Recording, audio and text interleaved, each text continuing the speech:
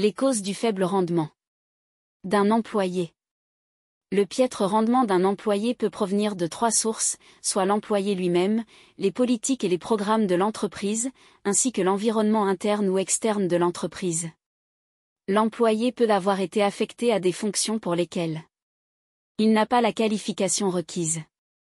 Le superviseur se trouvera alors devant un problème de formation et il devra utiliser les approches relatives à la politique de formation.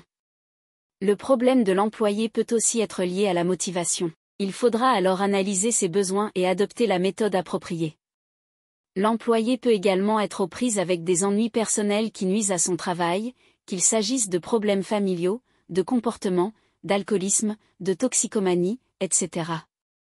Les politiques et programmes de l'entreprise peuvent aussi être la cause d'un faible rendement de la part de l'employé. Les politiques et les procédures de l'entreprise peuvent annihiler les efforts de l'employé, où il est possible que le système de récompense ne corresponde pas aux objectifs du poste. Ce serait le cas d'un système de rémunération qui récompense les efforts individuels d'employés auxquels on demande, par ailleurs, de travailler dans un esprit de collaboration. Enfin, un faible rendement, tout comme un rendement remarquable, peut être le résultat de circonstances échappant à la maîtrise de l'employé.